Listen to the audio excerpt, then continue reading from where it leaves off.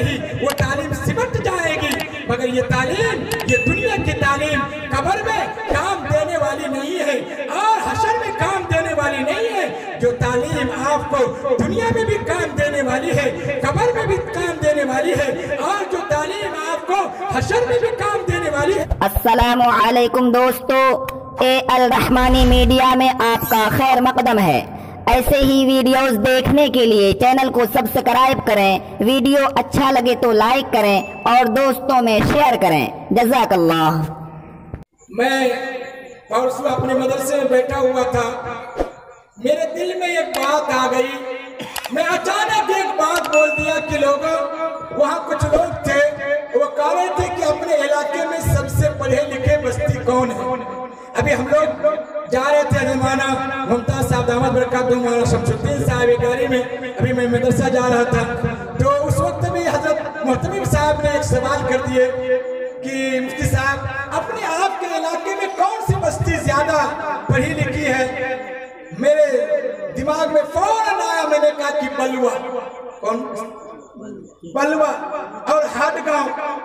हाटगांव बोला कि ये बस्ती जिसमें जलसा हो रहा है कि कम पढ़े लिखे हैं, कम पढ़े लिखे।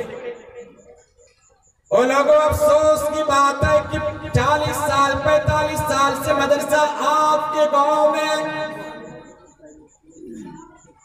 इतने बड़े इदारे आपके गांव में, मदरसा आपके गांव में, अकाबिरीन आपके गांव में, हुफ्फाज़ किराम आपके गांव में, मगर आप पढ़े लिखे नहीं। क्यों? इसलिए कि आपने खेती को फौकियत दिया, दुकानों को फौकियत दिया, दौलतों को फौकियत दिया, आपने तालीम को फौकियत नहीं दिया। और लोगों, जिस दिन जो तालीम को फौकियत दे दोगे, कसम खुदा की, वो गांव तमाम गांव से अफजल होगा।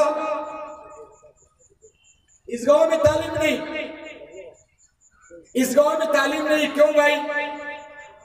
इतने सालों से मदरसा है, ये लड़कियों के मदरसे इतने साल से अभी चल रहे हैं। आपके गांव के कितने बच्चे पढ़ते, कुर्ब जवार के कितने बच्चे पढ़ते? क्या आपने कभी इसका मुशाहिदा किया? क्या आपने इसका कभी तजर्बा भी किया कि नहीं किया? हम उसे डेंगा चौक सिद्दीक नगर में बोलते हैं कि ए लोगों, सिद्दीक नगर वाले क्या हो गया, लोग दूर दराज से आते, पढ़ करके जाते, हाफिज कुरान होते, तुम्हें क्या हो गया कि तुम अपनी औलाद को मदरसा नहीं भेजते? और यहाँ कभी वही। इसलिए मेरे भाइयों, मेरे बुजुर्गों, याद रखो, अगर कामयाबी की जिंदगी गुजारना चाहते, बामुराद वाली जिंदगी गुजारना चाहते, और अगर बुलंदी वाली जिंदगी गुजारना चाहते हैं, तो अपनी औलाद को पढ़ाने की कोशिश कीजिए। अपनी औलाद को पढ़ाइए, अपनी औलाद को संभालिए, और अपनी औलाद को तालीम याफ्ता बनाइए, और अपनी औलाद को सही रुख का इस्तेमाल करवाइए। तभी जाकर के आपकी औलाद बुलंदी में छुएगी, और आपकी औलाद जहन्नम से बचेगी, आपकी औलाद कब्र के अज़ाब से बचेगी। मेरे भाइयों, मेरे बुजुर्गों, जिस दिन उसके ख्यालात आपने नहीं किया, तो फिर ये सारा मामला बेकार हो जाएगा, यहाँ तक कि घर भी जहन्नम बन करके तैयार हो जाएगा। अगर लड़कियां पढ़ी हुई नहीं रहेगी, अगर लड़की तालीम याफ्ता नहीं होगी, इसीलिए बड़े कहते, अकाबरीन सुनाते, अकाबरीन लिखते, अकाबरीन का फरमान है कि अगर लड़की पढ़ती है तो खानदान पढ़ता है, और अगर लड़का पढ़ता है तो फर्द पढ़ता है।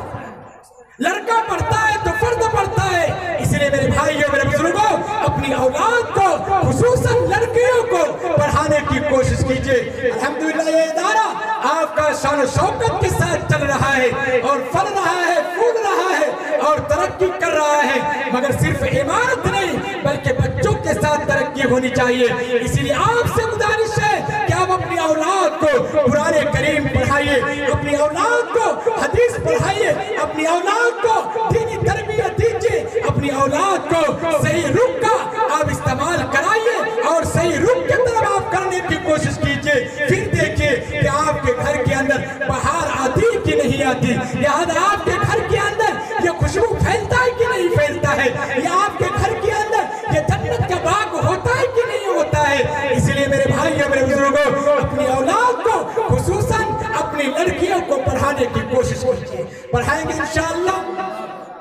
भाई पढ़ाएंगे इंशाअल्लाह। हर एक आदमी अपनी औलाद को पढ़ाने की कोशिश कीजिए, क्योंकि अल्लाह कुरान करीम के अंदर फरमाता है कुल हल यस्तविल लज़ीना यअलमून वल्लज़ीना ला यअलमून, कि पढ़े लिखे और ये अनपढ़ ये दोनों बराबर नहीं हो सकते हैं, ये दोनों बराबर नहीं हो सकते, चाहे वो जितना ही मालदार क्यों ना हो। और एक गरीब का बच्चा अगर वो कुरान पढ़ा हुआ है, हदीस पढ़ा हुआ है और वो दीन की किताबें पढ़ा हुआ है या दुनिया की किताब पढ़ा हुआ है, असली उलूम उसको हासिल है, फिर भी एक मालदार इंसान और एक अदना पढ़ा लिखा इंसान, अदना घर के पढ़े लिखे इंसान, ये दोनों बराबर नहीं हो सकते। इसलिए मेरे भाइयों मेरे बुजुर्गों, अपनी औलाद को पढ़ाइए, अपनी औलाद को जहन्नम से बचाइए, अपनी औलाद को जहन्नम से बचाइए। आप गोश्त नहीं खाइए, आप महीने में 4 दिन गोश्त खाते हैं, आप 4 दिन गोश्त नहीं खाइए, बल्कि आप 3 ही दिन गोश्त खाइए और 1 दिन गोश्त का पैसा बचा करके अपनी औलाद को कुरान और हदीस पढ़ाने की कोशिश कीजिए। स्कूल में तो बहुत पैसे लगते हैं, स्कूल में पढ़ाने के लिए तैयार होते, स्कूल में हजारों रुपये लगते और वहां पर पढ़ाने के लिए तैयार होते। मदरसे में बिल्कुल मामूली सा पैसा लगता है, 100 रुपया लगता, 200 रुपया लगते, 250 रुपया लगता, 300 रुपया लगता, मगर इसको इस मदरसे में पढ़ाने के लिए तैयार नहीं और मदरसे में तालीम देने के लिए तैयार नहीं। मेरे भाइयों, अरे जिस तालीम के ऊपर आप पैसा खर्च कर रहे हैं, कसम खुदा की वो तालीम आप दुनिया के अंदर ही वो तालीम सिमट जाएगी, मगर ये तालीम, ये दुनिया की तालीम कब्र में काम देने वाली नहीं है और हशर में काम देने वाली नहीं है। जो तालीम आपको दुनिया में भी काम देने वाली है, कब्र में भी काम देने वाली है और जो तालीम आपको हशर में भी काम देने वाली है, लिहाजा उस तालीम के ऊपर कोई खर्चा नहीं, उस तालीम के ऊपर में कोई पैसे का हाथ नहीं। 5,000 10,000 रुपया स्कूल में खर्च करते, मगर चंद पैसे, चंद फूटी कौड़ी आप मदरसे में खर्च करने के लिए तैयार नहीं होते। मेरे भाई मेरे बुजुर्गों, अपनी औलाद को सबसे पहले मदरसे में पढ़ाने की कोशिश कीजिए, अपनी औलाद को सबसे पहले हलाल और हराम की तमीज करने की कोशिश कराइए और अपनी औलाद को सबसे पहले नमाज रोजे के तरीके सिखाने की कोशिश कीजिए, क्योंकि बालिग होने के बाद सबसे पहले नमाज का हुक्म किया जाता है, नमाज पढ़ने का हुक्म किया जाता है। कहा जाता है कि लोगों तुम नमाज पढ़ा कर बालिग हो गया, तो मेरे भाइयों अगर आपका बच्चा कुरान पढ़ा हुआ रहेगा, गुस्ल के फराइज़ जानेगा, वजू के फराइज़ जानेगा, दीन की किताब का इल्म होगा, याद वही बच्चा बालिग होने के बाद सबसे पहले